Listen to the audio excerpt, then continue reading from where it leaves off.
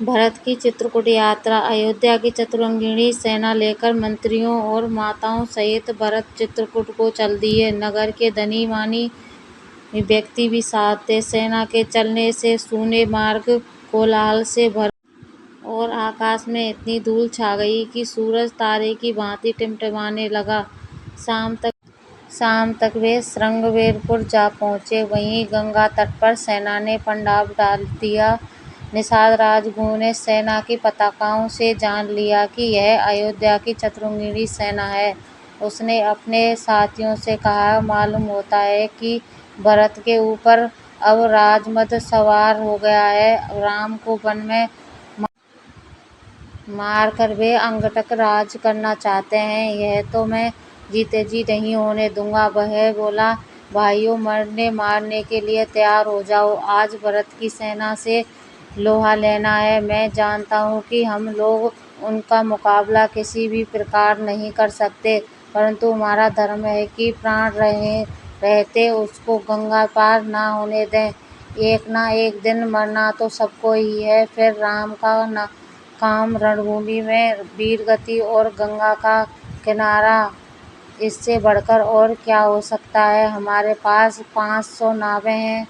हर नाव में 100 सैनिक बैठ जाएं और घेर लें। मैं आगे जाकर भेद लेता हूँ। अगर भरत भाई से मिलने जा रहे होंगे तो हम उनकी सहायता करेंगे, और अगर उनके मन में कोई पाप हो तो आज गंगा में रक्त की धार बहेगी।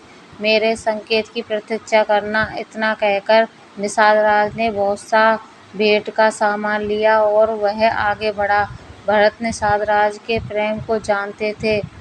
वे ललक कर उनसे गले मिले। भरत के मन की बात जान ली। राम लक्ष्मण के विषय में दोनों में बहुत देर तक बातें होती रहीं। राजा दशरथ की मृत्यु के समाचार से निषाद राज दुखी हुए। निषाद के साथ इंदुबुदि वृक्ष के नीचे गए जहाँ राम ने रात बिताई थी। भरत ने उस स्थान को प्रणाम किया और वहाँ की धूल अपने माथे से लगाई। गुहे ने लौटकर साथियों को सब समाचार सुनाए। अगले दिन प्रातःकाल 500 नावें सेना को पार उतारने के लिए घाट पर लग गईं।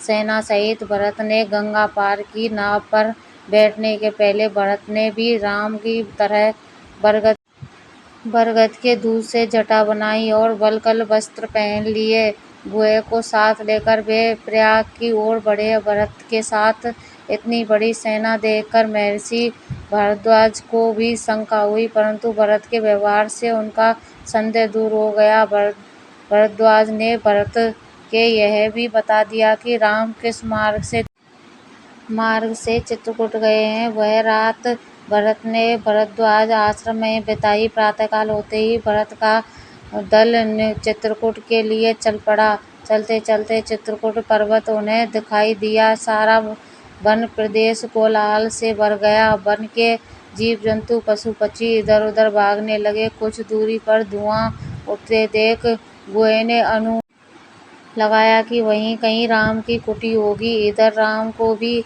आकाश में धूल उड़ती दिखाई दी। पशु पक्षी भी भाग रहे थे। अब कुछ कोलाहल भी समीप आता सुनाई पड़ने लगा। राम ने लक्ष्मण से कहा, भाई, ऊंचे वृक्ष पर चढ़कर देखो तो क्या बात है। लक्ष्मण ने चढ़कर देखा तो दूर पर चतुरंगिणी सेना आ रही थी। उन्होंने पताकाओं देखकर जान लिया कि अयोध्या की सेना है। वे बोले, आर्य, जानकी माता को सुरक्षित स्थान में पहुंचाकर धनुष बाण उठाओ। मालूम पड़ता है भरत हमको वन में भी नहीं रहे। आज मैं सबका बदला लूंगा। भरत को भाई समेत समर भूमि में सुलाकर कैकई और मंथरा को भी जिंदा नहीं रहने दूंगा। पेड़ से उतरकर लक्ष्मण धनुष बाण लेकर तैयार हो गए। उन्हें उत्तेजित देखकर राम बोले, लक्ष्मण, वीर पुरुष धैर्य और समझदारी से काम लेते हैं। उतावली न करो। भरत साधु स्वभाव के हैं। मेरा मन कह रहा है कि वे मुझसे मिलने आ रहे हैं, लड़ने नहीं। तुम यह जानते ही हो कि मुझे राज्य पाने का तनिक भी लोभ नहीं है। भरत जैसे प्रिय भाई को त्याग कर मैं स्वर्ग को भी नहीं।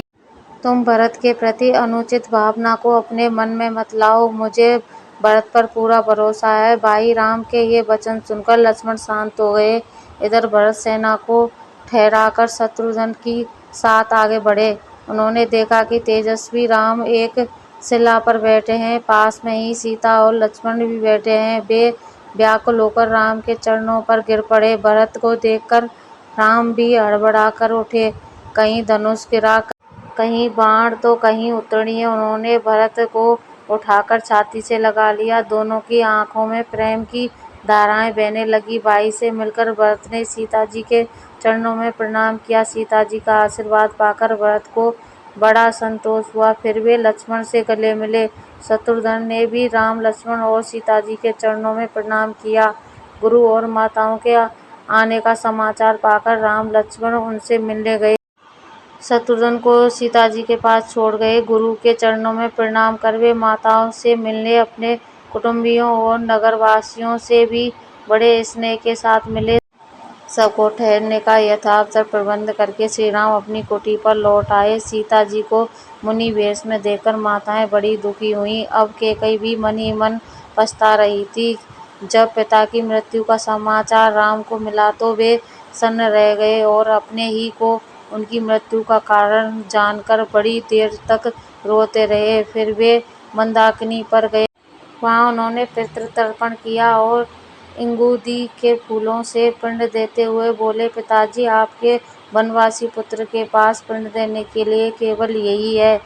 इसे ग्रहण कर संतुष्ट हो और आशीर्वाद दें। अगले दिन सब लोग राम के पास इकट्ठे हुए। भरत ने राम के चरणों पर सिर रखकर कैकई के अपराधों के लिए क्षमा मांगी और अयोध्या लौट चलने की प्रार्थना की। राम ने भरत को हृदय से लगा लिया और कहा, जो कुछ हुआ उसमें ना तो माता कैकई का दोष है, ना तुम्हारा। जो कुछ होता है वह भगवान की इच्छा से होता है। सब अपने कर्मों का फल भोगते हैं। यहाँ तक मेरे लौटने की बात है। मैं 14 वर्ष तक वन में ही रहकर पिता के वचन का पालन करूँगा। जिन पिता ने अपने वचन के लिए प्यारे पुत्र को वन भेज दिया और अपने प्राण भी दे दिए, उनके मरने के बाद मेरे लिए और तुम्हारे लिए भी यही उचित है कि उनके वचन का पालन करें। तुम अयोध्या में रहकर प्रजा पालन करो और मैं 14 वर्ष तक वन में वास करूं। चारों भाई अपना अपना कर्तव्य करें और पिता के सत्य धर्म की रक्षा करें। इसी पर भरत ने कहा, आपके स्थान पर 14 वर्ष तक मैं वन में रहूंगा। मैंने भी मुनि वेश बना लिया है। माताओं ने, गुरुजनों ने और नगरवासियों ने भी अपनी अपनी तरह से राम से बहुत कुछ कहा, पर राम किसी तरह लौटने को तैयार नहीं हुए। उधर भरत भी हट कर रहे थे। तब राम ने कहा, कदाचित तुम्हें पता न होगा, तुम्हारे नाना ने जब माता कैकई का विवाह पिताजी से किया तब राजा से यह वचन ले लिया था कि उसके बाद कैकई का पुत्र ही अयोध्या का राजा होगा, अतः राज्य तुम्हारा ही है। फिर माता कैकई के 2 वरदान भी मांगने को कहा। यह तुमने सुना ही होगा, इसलिए तुम बिना किसी संकोच के अयोध्या पर राज करो। जब राम किसी तरह लौटने को तैयार नहीं हुए तब भरत ने स्वर्ण जड़ित खड़ाऊं राम को पहनाकर कहा, अब इन्हें मुझे दे दीजिए। 14 वर्ष तक इनका ही राज रहेगा। इनकी आज्ञा से ही मैं राजकाज करूंगा। अगर 14 वर्ष बीतने पर आप न आए तो अगले दिन ही मैं आग में जलकर प्राण दे दूंगा। राम की खड़ाऊं लेकर भरत ने सिर से लगा ली। राम ने भरत से कहा, नीतिपूर्वक प्रजा का पालन करना, प्रजा को सुखी रखना राजा का सबसे पहला कर्तव्य है। सब माताओं से समान व्यवहार करना, माँ कैकई को भी किसी तरह दुख न देना तुमको मेरी और सीता की सौगंध है। गुरुजनों और माताओं को प्रणाम कर उन्होंने सबकी ओर आंखों में आंसू भरकर देखा। इस तरह भरत को विदा करके राम कुटी में लौट आए। समाज सहित भरत अयोध्या को लौट चले। राम की चरण पादुकाओं को एक सुसज्जित हाथी पर सिंहासन पर स्थापित कर वे अयोध्या को चल पड़े। 4 दिन की यात्रा कर वे अयोध्या पहुँचे। राम की खड़ाऊं को उन्होंने राज सिंहासन पर स्थापित किया। मंत्रियों को उन्होंने राजकाज सौंपकर कहा कि राम की इन चरण पादुकाओं का ही आप लोग यलपूर्वक ऐसे काम करें कि जिससे प्रजा में सुख समृद्धि बढ़े। माताओं की देखभाल के लिए उन्होंने शत्रुघ्न को हिदायत दे दी। अयोध्या का सब प्रबंध करके भरत नगर के बाहर नंदीग्राम में मुनि वेश बनाकर रहने लगे। वहीं से वे आवश्यक देखभाल करते। भरत के चले जाने के बाद राम, लक्ष्मण और सीता मंदाकिनी नदी के किनारे किनारे दक्षिण की ओर बढ़े और अंत्री ऋषि के आश्रम में पहुंचे। इन तीनों ने ऋषि को प्रणाम किया। ऋषि ने भी उनको संतान की तरह अपनाया। उनकी पत्नी भगवती अनुसुईया तपस्या और पतिव्रत धर्म के लिए प्रसिद्ध थी। सीता जी ने आश्रम के भीतर जाकर उनके चरण छुए। अनुसुईया ने पुत्रवधू की भांति उनसे प्यार किया। सती अनुसुईया ने सीता जी को पति सेवा का उपदेश दिया। सीता जी की पति सेवा से प्रसन्न होकर कुछ मांगने को भी उन्होंने कहा। सीता जी बोली, आपकी दया से मुझे सब कुछ मिला है, अब क्या मांगूं। इस उत्तर से अनुसुईया प्रसन्न हुई और उन्होंने सीता जी को दिव्य माला, दिव्य वस्त्र और आभूषण देकर कहा कि ये ना तो कभी मेले होंगे और ना कभी नष्ट होंगे। सीता जी ने उन्हें ग्रहण किया। रात को उसी आश्रम में उन्होंने विश्राम किया। कथा अच्छी लगी हो तो वीडियो को लाइक कर लें, चैनल को सब्सक्राइब कर लें। धन्यवाद।